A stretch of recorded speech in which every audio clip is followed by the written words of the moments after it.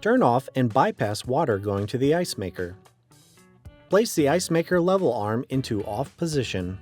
Using a power drill or screwdriver with a Phillips head, remove screw securing ice maker to mounting bracket. Once the screws are out, unhook ice maker and gently rotate and dump all remaining water out of the ice maker.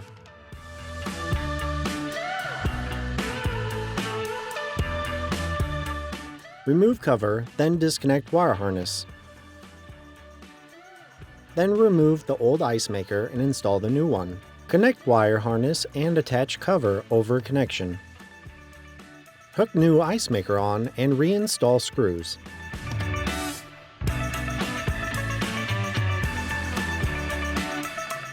Place ice maker arm into on position and turn water back on the ice maker.